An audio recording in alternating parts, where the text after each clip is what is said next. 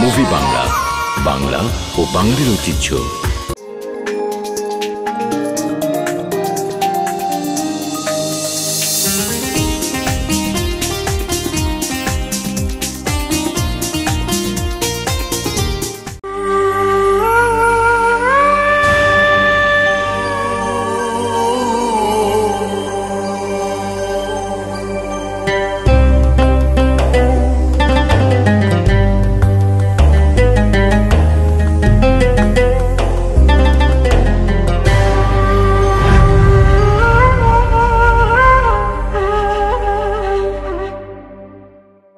আসসালামু আলাইকুম ওয়া রাহমাতুল্লাহি ওয়া বারাকাতুহু।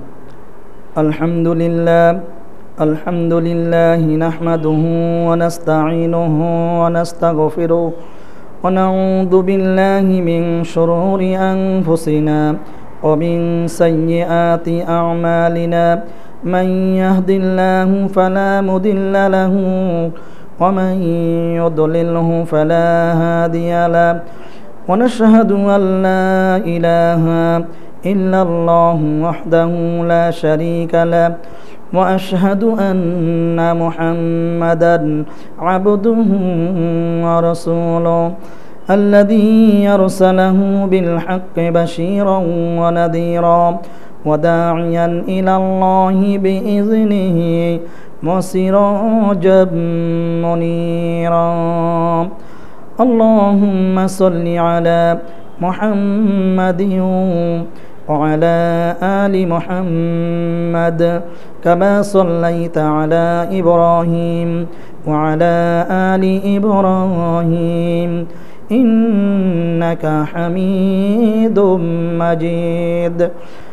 اللهم بارك على محمد وعلى آل محمد كما باركت على إبراهيم وعلى آل إبراهيم إنك حميد مجيد. সম্মানিত সুপ্রিয় দর্শক মণ্ডলী, মুভি বাংলা টেলিভিশনের নিয়মিত ইসলামিক অনুষ্ঠান কোরআন ও সুন্নাহর বাণী, এই প্রোগ্রামের পক্ষ থেকে আপনাদেরকে আন্তরিক অভিনন্দন ও মোবারকবাদ জানিয়ে আজকের আলোচনা শুরু করছি। শুরুতেই আল্লাহ রব্বুল আলামিনের দরবারে আমরা শুকর আদায় করছি, যিনি আমাদেরকে মুসলমান করেছেন। মুসলমান হয়েছি, এটি আমাদের জন্য সবচাইতে চাওয়া এবং পাওয়া। ইব্রাহিম আলাইহিস সালাম আমাদের জন্য এইভাবে দোয়া করেছিলেন, ইয়ারফাউ ইব্রাহিমুল قواعد من البيت وإسماعيل ربنا تقبل منا إنك أنت السميع العليم ربنا واجعلنا مسلمين لك ومن ذريتنا أمة مسلمة لك وأرنا مناسكنا وتب علينا ইন্নাকা আনতাত তাওয়াবুর রহিম।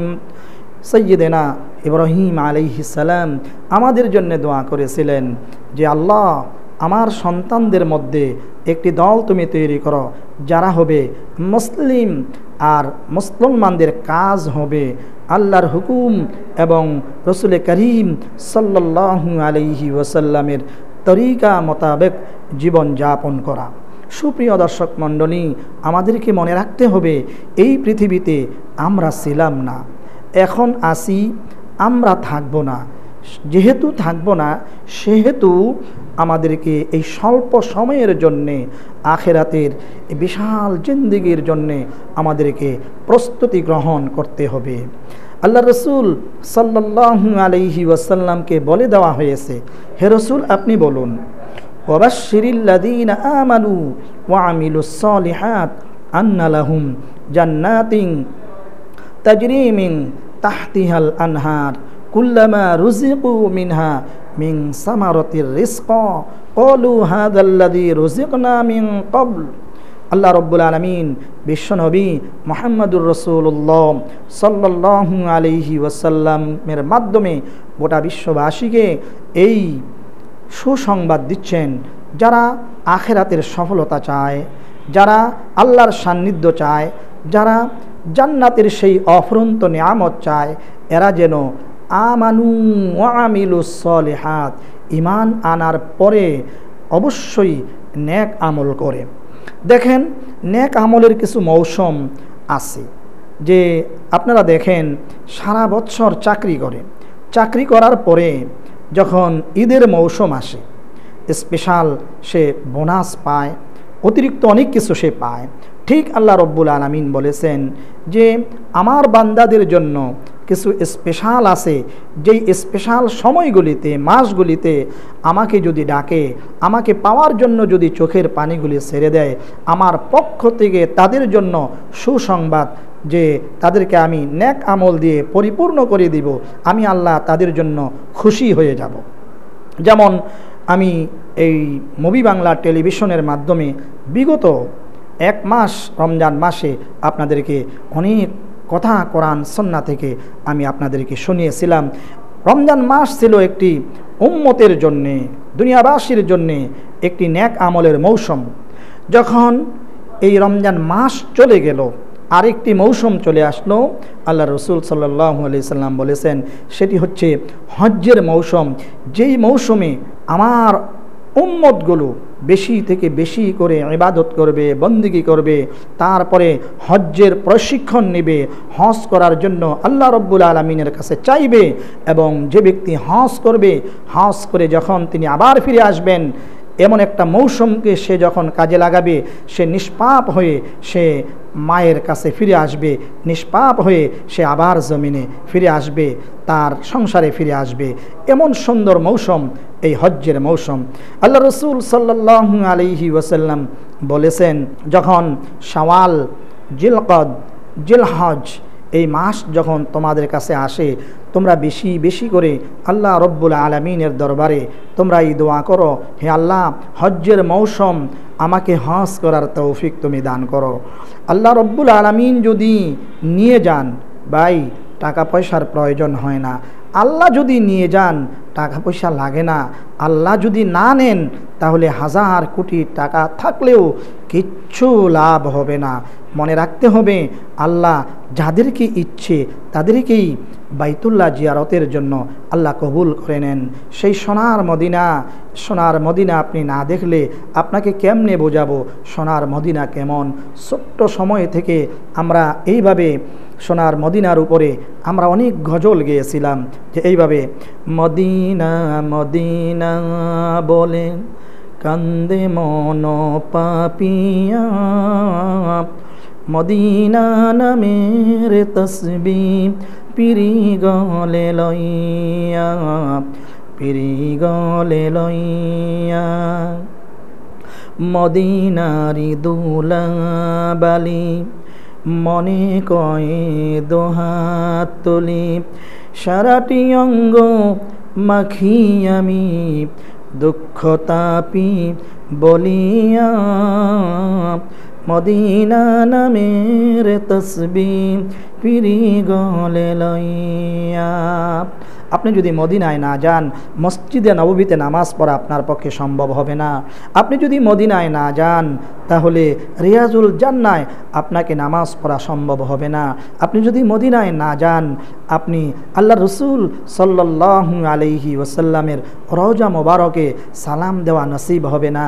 আল্লাহ রসুল সাল্লাল্লাহু আলাইহি ওয়াসাল্লাম বলেছেন, যে ব্যক্তি হজ করলো, হজ করে আবার আমার সাক্ষাতের জন্য মদিনায় চলে আসলো, আমার রওজার পার্শ্বে দাঁড়িয়ে আমার যেই উম্মত আমাকে সালাম দিল, নবীজি বলেছেন, আজ্জারিয়াতু কবরি ওয়াজাবাত লাহু শাফাআতি, যে ব্যক্তি আমার রওজার কিনারে এসে আমাকে সালাম দিল, সে ব্যক্তির সুপারিশ, আমার ওই উম্মতের সুপারিশ আমি নবীর উপরে ওয়াজিব হয়ে গেল।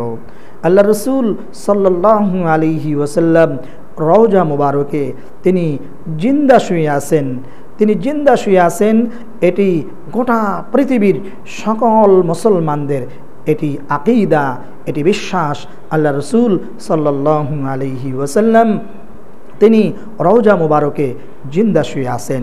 হযরত ইমাম মালিক রহমাতুল্লাহি আলাইহি তিনি জীবনে 300 বার আল্লাহ রসুল সাল্লাল্লাহু আলাইহি ওয়াসাল্লামকে স্বপ্নে দেখেছেন। আল্লাহ রসুল সাল্লাল্লাহু আলাইহি ওয়াসাল্লাম বলেছেন, যে ব্যক্তি আমাকে স্বপ্ন দেখলো সে ব্যক্তি সত্য স্বপ্ন দেখলো। আল্লাহ রসুল সাল্লাল্লাহু আলাইহি ওয়াসাল্লামের সুরত পৃথিবীর কেউ নকল করতে পারে না। সুতরাং যে ব্যক্তি আল্লাহ রসুল সাল্লাল্লাহু আলাইহি ওয়াসাল্লামকে স্বপ্ন দেখলেন সে ব্যক্তি সত্য স্বপ্নে দেখলেন। আর যে ব্যক্তি আল্লাহ রসুলকে স্বপ্ন দেখেছেন তার জন্য জান্নাত ওয়াজিব হয়ে গেল। সুবহানাল্লাহ। আপনি যদি মদিনাতুল মুনাওয়ারায় না যান তাহলে সেই রওজে জান্নাত আপনি কিভাবে দেখবেন? আল্লাহ রসুল সাল্লাল্লাহু আলাইহি ওয়াসাল্লামের রওজা মুবারকের এক টুকরা পাথরের মর্যাদা আল্লাহ পাকের আরশে আজিমের চেয়েও বেশি। সুবহানাল্লাহ, সুবহানাল্লাহ। এত দামি মানুষটি সেখানে শুয়ে আছেন। আপনি দেখবেন হীরকখণ্ডের সাথে যদি সাধারণ পাথরের সংস্পর্শ হয়ে যায় ওই সাধারণ পাথরগুলিও হীরকখণ্ডে পরিণত হয়ে যায়। মদিনার মক্কার মানুষগুলো এরা দামি ছিল না। রহমতের নবী রাহমাতাল লিল আলামিন তাশরিফ এনেছিলেন সেখানে। আসার পরে এই আইয়ামে জাহিলিয়াতের সেই দুষ্ট মানুষগুলি, সেই নষ্ট মানুষগুলো আল্লাহ রসুলের সংস্পর্শে এসে এরা হীরকখণ্ডে পরিণত হয়ে গেছে। সুবহানাল্লাহ। এই পৃথিবীতে বড় বড় ইউনিভার্সিটি আছে, বড় বড় জামিয়া আছে, বড় বড় মাদ্রাসা আছে, বড় বড় শিক্ষা প্রতিষ্ঠান এই পৃথিবীতে আছে। পৃথিবীর মধ্যে আরেকটি জামিয়া তৈরি হবে না, আরেকটি মাদ্রাসা তৈরি হবে না, আরেকটা ইউনিভার্সিটি তৈরি হবে না যে ইউনিভার্সিটিতে আবু বকর সিদ্দিক রাদিয়াল্লাহু তাআলা আনহুর মতন আরেকটা মানুষ তৈরি হয়। এমন একটি ইউনিভার্সিটি পৃথিবীতে আর তৈরি হবে না যে ইউনিভার্সিটিতে ওমর ইবনুল খাত্তাব রাদিয়াল্লাহু তাআলা আনহুর মতন এমন একটা দামি মানুষ তৈরি করতে পারে। এই পৃথিবীতে এমন আরেকটি মাদ্রাসা তৈরি হবে না যেই মাদ্রাসায় আলী রাদিয়াল্লাহু তাআলা আনহুর মতন এত বড় একজন আলেম তৈরি হবে, হযরত ওসমান ইবনে আফফান রাদিয়াল্লাহু তাআলা আনহুর মতন এরকম দামি মানুষ তৈরি হবে। এমন আরেকটি প্রতিষ্ঠান পৃথিবীতে তৈরি হবে না।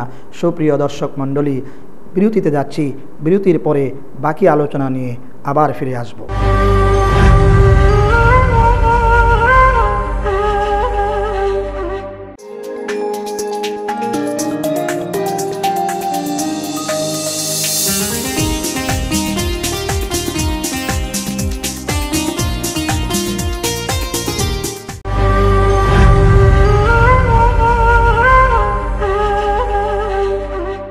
বিরতি থেকে ফিরে আসলাম, বাকি আলোচনায় চলে যাচ্ছি।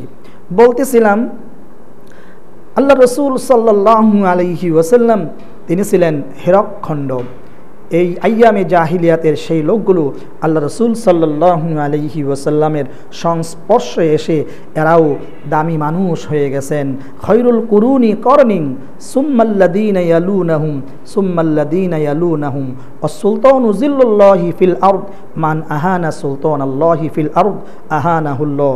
আল্লাহ রসুল সাল্লাল্লাহু আলাইহি ওয়াসাল্লামের যুগটা ছিল পৃথিবীর শ্রেষ্ঠ সুন্দর যুগ। তারপরে সাহাবায়ে কেরামের যুগ ছিল পৃথিবীর সবচাইতে শ্রেষ্ঠ সুন্দর যুগ। তাবিঈনের যুগ ছিল পৃথিবীর সবচাইতে শ্রেষ্ঠ সুন্দর যুগ। এই যুগ আর তৈরি হবে না পৃথিবীতে।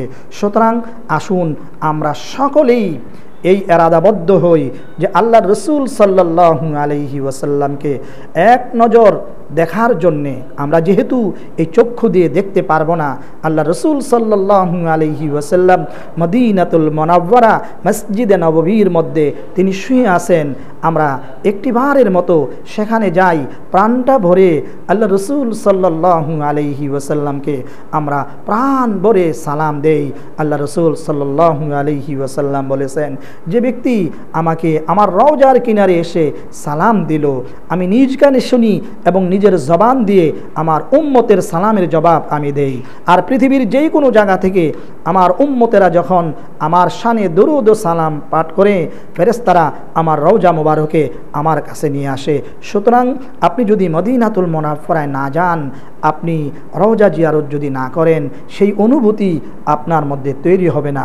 সুতরাং মসজিদে নববীর পাশেই সেই জান্নাতুল বাকি, যেই জান্নাতুল বাকির মধ্যে 40,000 সাহাবায়ে কেরাম যেখানে শুয়ে আছেন হযরত ওসমান ইবনে আফফান রাদিয়াল্লাহু তাআলা আনহু, সাহাবীদের মধ্যে যাকে বলা হয় জুন্নুরাইন বলা হয়। আল্লাহ রাসূল সাল্লাল্লাহু আলাইহি ওয়াসাল্লামের একটি মেয়ে বিয়ে করেছিলেন। তার ইন্তেকালের পরে আল্লাহ রাসূল সাল্লাল্লাহু আলাইহি ওয়াসাল্লাম আরেকটি মেয়ে উম্মে কুলসুমকে হযরত ওসমান ইবনে আফফান রাদিয়াল্লাহু তাআলা আনহুর কাছে বিয়ে দিয়েছিলেন। রাসূল সাল্লাল্লাহু আলাইহি ওয়াসাল্লাম বলেছেন, আমার ওসমান জুন্নুরাইন, 2 নূরের অধিকারী ওসমান ইবনে আফফান রাদিয়াল্লাহু তাআলা আনহু শুয়ে আছেন জান্নাতুল বাকির মধ্যে।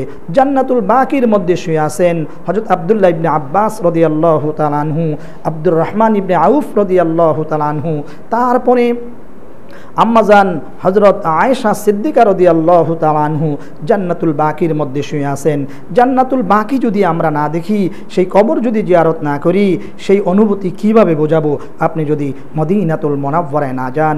আল্লাহ রাসূল সাল্লাল্লাহু আলাইহি ওয়াসাল্লাম তিনি উহুদের ময়দানে, মসজিদে নববী থেকে উহুদের ময়দান 4 থেকে 5 কিলোমিটার দূর, সেই উহুদের ময়দানে যদি আপনি না যান, সেই অনুভূতি কিভাবে আসবে যে উহুদের ময়দানে হুজুর সাল্লাল্লাহু আলাইহি ওয়াসাল্লাম তিনি দান মোবারক শহীদ হয়েছিল।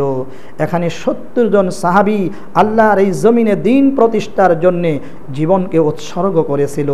এখনও সেই উহুদ দাঁড়িয়ে আছেন। আপনি যদি উহুদের ময়দানে না যান, আপনি কেমনে বুঝবেন সেখানে সেই অনুভূতি আপনার মধ্যে কিভাবে আসবে? সুতরাং এই শপথ গ্রহণ করতে হবে, হজ্জে বাইতুল্লাহ জিয়ারত এবং মসজিদে নববী অর্থাৎ মদিনাতুল মুনাওয়ারা জিয়ারত, এটি আল্লাহ তাআলার কাছে চাইতে হবে। আল্লাহ রাসূল সাল্লাল্লাহু আলাইহি ওয়াসাল্লাম যখন রক্তমাখা অবস্থায় উহুদের ময়দানে তিনি যখন পড়ে গেলেন, তামাম মদিনায় রোল জারি হয়ে গেল। কে যেন বলে দিল রসুল উহুদে নাই, রসুল শহীদ হয়ে গেছে। এই খবর যখন মদিনায় ছড়িয়ে পড়ল, আরব ভূখণ্ডে ছড়িয়ে পড়ল, সমস্ত উম্মতে মুহাম্মাদি পাগলের মতো হয়ে গেল। একজন মহিলা মদিনা থেকে দৌড়াচ্ছেন উহুদের দিকে, এমনভাবে তিনি দৌড়াচ্ছিলেন, লোকেরা বলল, মা, উহুদে যে কোনো লাভ নাই, কারণ তোমার যে স্বামী উহুদের ময়দানে যুদ্ধ করার জন্য আসছিল, তোমার স্বামী শহীদ হয়ে গেছে, তুমি যে কোনো লাভ নাই। মহিলাটি চিৎকার মেরে বলল, তোমরা কে? তোমাদেরকে চিনি না, তোমাদেরকে জানি না, তোমরা এমন কথা বলো না। আমার স্বামী বিদায় হয়ে গেছে, শহীদ হয়ে গেছে, আলহামদুলিল্লাহ। তোমরা বলো আমার নবী উহুদের ময়দানে কেমন আছে? অতঃপর মহিলা আবার উহুদের দিকে দৌড়াচ্ছিলেন। লোকেরা ডেকে বলেন, মা, উহুদে যে কোনো লাভ নাই, তোমার যে দুটি কলিজার টুকরা সন্তান আসছিল উহুদে যুদ্ধ করতে, তোমার দুটি কলিজার টুকরা সন্তান শহীদ হয়ে গেছে। মহিলাটি ডেকে বলো না এই কথা, আমার ছেলেরা কেমন আছে? শহীদ হয়ে গেছে, আলহামদুলিল্লাহ। তোমাদের কাছে আমি জানতে চাই, আমার প্রিয় নবী মুহাম্মদুর রাসূলুল্লাহ সাল্লাল্লাহু আলাইহি ওয়াসাল্লাম উহুদের ময়দানে কেমন আছেন? মহিলাটি পাগলের মতো আবার উহুদের দিকে দৌড়াচ্ছিলেন।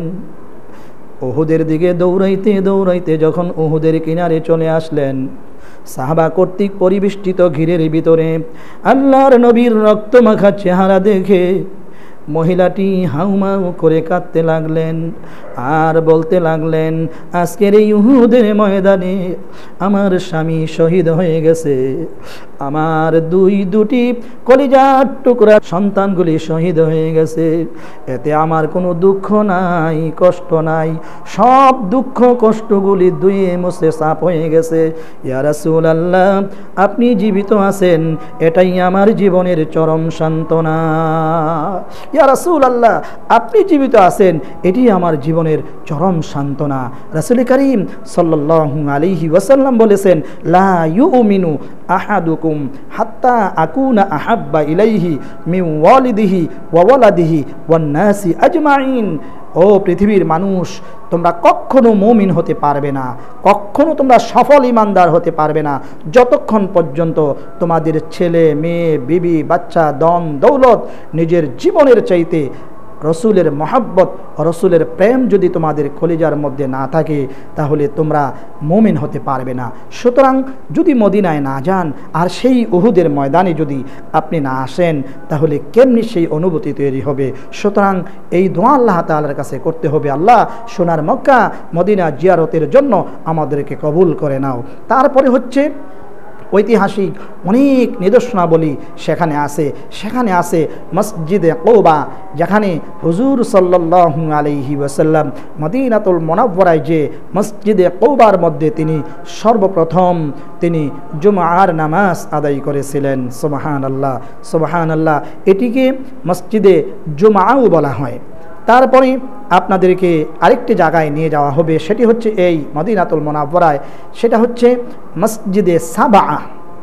এটি খন্দক এলাকায় 7টা মসজিদ একসাথে করে এখন একটা মসজিদ করা হয়েছে।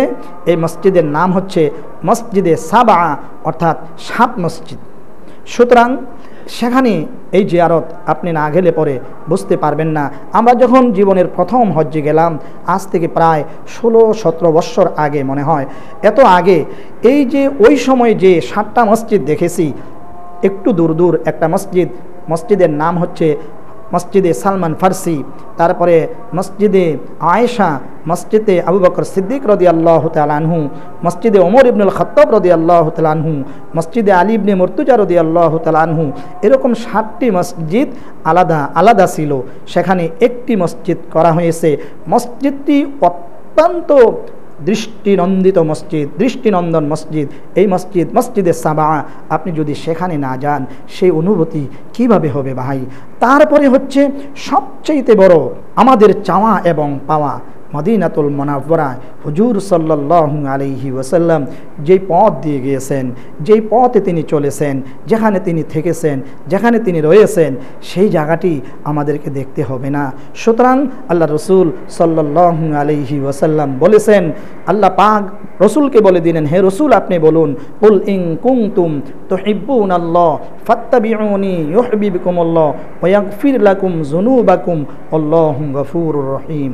হে রসুল আপনি বলুন, কেউ যদি আল্লাহ পাককে পেতে চায়, আল্লাহকে পেতে চায়, আল্লাহর মহব্বত পেতে চায়, আল্লাহর ভালোবাসা পেতে চায়, সে যেন রাসূল করিম সাল্লাল্লাহু আলাইহি ওয়াসাল্লামকে মহব্বত করে, তাকে ইতাআত করে, তাকে অনুকরণ করে, তার অনুকরণের মাধ্যমে আল্লাহকে পাওয়া যাবে। আর যদি রসুলের ইতাআত যদি আমরা করতে পারি, তাহলে ওয়াগফির লাকুম যুনুবাকুম, আল্লাহ রব্বুল আলামিন জীবনের সমস্ত গুনাহগুলো আমাদেরকে ক্ষমা করে দিবেন।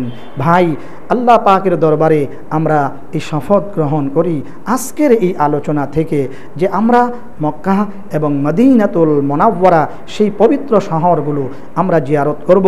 আল্লাহ যেন আমাদের জন্য সেইগুলি সহজ করে দেয়। আল্লাহ তাআলা যদি সহজ করে দেয়, তাহলে আমাদের জন্য সহজ হয়ে যাবে। আর আল্লাহ যদি বক্র রাখেন, তাহলে আমরা কিয়ামত পর্যন্ত যদি হায়াতও পাই, কিয়ামত পর্যন্ত চেষ্টা করলেও আমাদের পক্ষে সেটি সম্ভব হবে না। সুতরাং আসুন আজকের এই আলোচনা থেকে আমরা শিক্ষা গ্রহণ করি যে আমরা মক্কাতুল মুকাররমা, আল বালদাতুন তৈয়্যিবা এবং মদিনাতুল মুনাওয়ারা, এই পবিত্র দুটি শহর, এই পবিত্র নগরীগুলি যেন আমরা জিয়ারত করতে পারি। আল্লাহ রব্বুল আলামিন যেন আমাদেরকে সেই তৌফিক দান করেন। ওমা তৌফিকি ইল্লা বিল্লাহ ওয়া আখিরু দাওয়ানা আনিল হামদুলিল্লাহি রব্বিল আলামিন।